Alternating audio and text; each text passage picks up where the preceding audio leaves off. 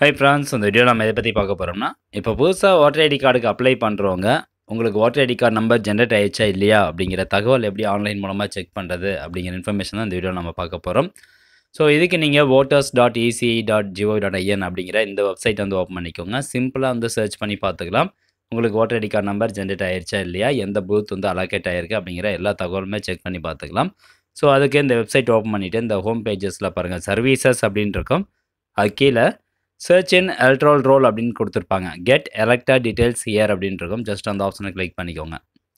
Next உங்களுக்கு இந்த மாதிரி 3 ஆப்ஷன் கொடுத்துருப்பாங்க. Search by details, search by EPIC and search by mobile அப்படின்னு. நம்ம குயிக்காக வந்து நம்மளுடைய ஓட்டர் ஐடி கார்டு நம்மளுக்கு ஜென்ரேட் ஆயிடுச்சு இல்லையா அப்படிங்கிறத செக் பண்ணுறதுக்கு, அதுவும் தற்போது அப்ளை பண்ணவங்க, இப்போ கரண்ட்டாக ஒரு 2-3 வருஷமாலாம் அப்ளை பண்ணிகிட்டு இருப்பாங்க பார்த்தீங்களா. ஸோ அவங்க எல்லாருமே இந்த சர்ச் பை மொபைல் அப்படிங்கிற ஆப்ஷனை யூஸ் பண்ணுங்கள். ஸோ ரொம்ப ஈஸியாகவே நீங்கள் வந்து சர்ச் பண்ணி எடுத்துக்கலாம். ஸோ இதில் செலக்ட் யுவர் ஸ்டேட் அப்படிங்கிறத கிளிக் பண்ணிட்டு தமிழ்நாடு செலக்ட் பண்ணிக்கோங்க. அடுத்தபடியாக உங்களுடைய மொபைல் நம்பர், நீங்கள் கண்டிப்பாக இப்போலாம் ஓட்டர் ஐடி கார்டு அப்ளை பண்ணும்போது மொபைல் நம்பர் கொடுத்துருப்பீங்க.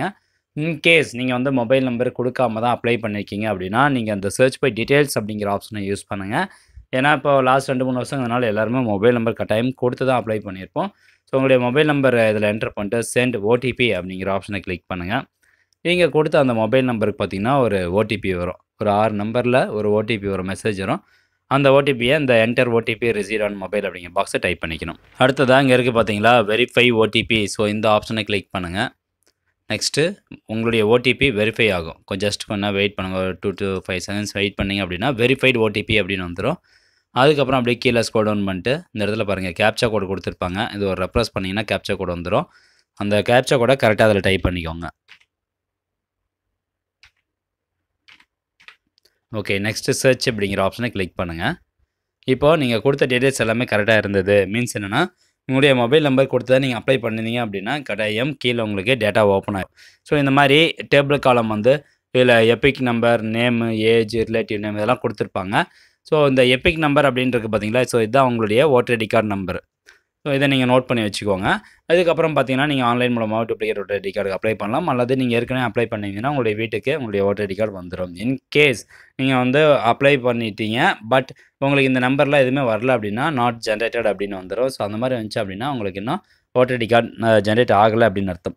ஸோ இந்த வீடியோ யாருக்கு ரொம்ப யூஸ்ஃபுல்லாக இருக்குன்னா, இப்போ அப்ளை பண்ணும்போது வந்து அக்னாலஜ்மெண்ட் நம்பர் கொடுத்துருப்பாங்க. அந்த நம்பர் தொலைஞ்சவங்களுக்கு இது ரொம்பவே யூஸ்ஃபுல்லாக இருக்கும்.